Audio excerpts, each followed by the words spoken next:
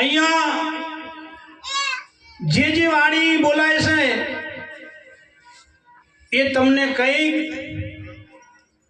કઈ બાજુ દોરે છે?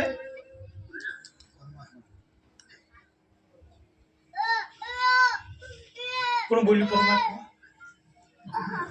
સાચું જો સમજો ને સદગુરુનું શરણું સેવ્યું હોય ને તો તમને તમારા તરફ જ દોરે છે બા. પણ સદગુરુના આધાર વગર આપણા સુધી આપણે આવી એકતા નહીં. એક પિયરમાં દીકરીને બેહવા યકુળા ખાટ હોય, પહેરવા ઉઠવાની ખોમી ના હોય, એના બાપો સુખી હોય. હવાર હોય યકુળા ખાટ ઉપર જ એકતી હોય, પણ જાણીની બેન પડીને હગ થઈ જાય ને પછી એને ખાવાય ના ભાવે કે એને ઊંઘે ના આવે. એને એક જ વિચાર આવે. શું આવે? કે મારી બેન પડીનું હગું થઈ ગયું ને કાલ લગ્ન થઈ જાય, મારે જો તોય મેળ પડ્યો. એને 32 ભાતના ભોજન હોય તો એના ભાવે, અને ગમે એવું આરામ કરવાનો સોફો હોય ને તો ઊંઘ ના આવે.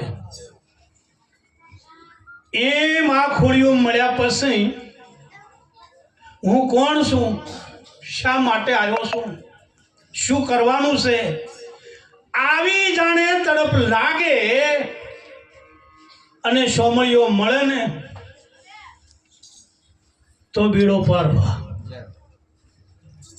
નકે મી જો આઈને બેઠા ને એટલે અમારા તબલા માસ્ટર આ પેટી ખોલી હતી. મેં મનુભાઈને પૂછ્યું કે શું કરે છે? કે એમાં કોક પડ્યું છે. શું પડ્યું છે? હવે કોક એટલે શું ખબર છે? આમાં શું પડે પેટીમાં? કો તો ફૂલડા, કો તો ચોખા, બીજું કોઈ. આમાં ચોખો પડ્યો. ચોખો નડે કે ના નડે? ચોખો નડે ના નડે? તો આ પેટીમાં કોણ પડ્યું તું? એકના બે અવાજ કરતું હતું. ચોખો એટલે સહેજ પણ તમારી લાસારી કે કઈ ભોગવ્યા વગર જેવા છો તેવું કહી દે, ઓનું નામ ચોખો પા. બાકી બે વળી ઢોલકી વગાડે ને મેલા એ મોડા નડે. નડે તો ખરા. તમારા ઘરના ખૂણે કોઈ જો રહેવા દઉં તો કહેજો, નડે તો.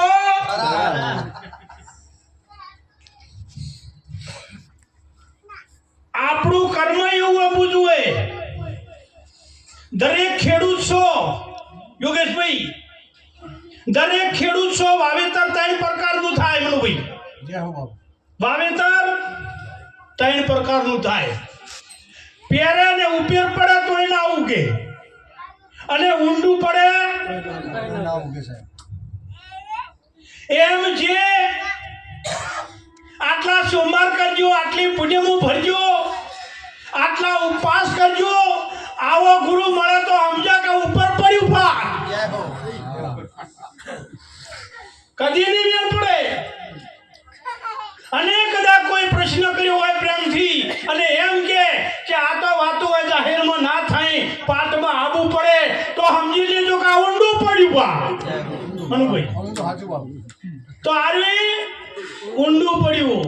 પણ સમય જોઈ અને જિજ્ઞાસુ હોય અને એને ખબર હોય તો સમયને મોન આલી અને વિવેકથી જો તમને એનું વર્તન કરી બતાડે, ઉલ્લેખ કરી બતાડે તો મોનજો કે મધ્યમાં પડ્યું છે ને આરે કહણું ગાંઠે ગાંઠે ને.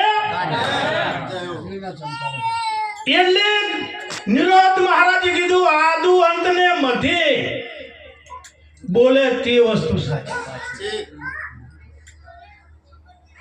મોટામાં મોટું કોઈ જો આપણે નડતું હોય, મોટામાં મોટું જો દુઃખ હોય તો આપણે જ આપણા દુશ્મન છે, કોઈ છે નહીં ભાઈ. આટલું જડી જાય ને તો જગતમાં આપણું ધાર્યું કોઈ થતું નહીં. તમે કહેતા હોય ને 10% વ્યાજ લેવા વાળા એટલી મૂડી ભેળી કરી કે 5 લાખના 25 લાખ કર્યા અને કોરોના આવ્યો. મૂડી વ્યાજ અને ભેળો કરનારો પટેલીઓ બધાય શેઠીઓ બધાય ગયા. બોલો શું રહ્યું આ થોડું? તમે એક તો વિચાર કરો, કોરોનાની તો ખબર છે ને, આ બધા આવ્યો તો હવામાન તો આવ્યું છે ને. તમે એક તો વિચાર કરો, બીજાનો માવતર બીજા દાટતા હતા. આ દુનિયા કોઈની હગી છે?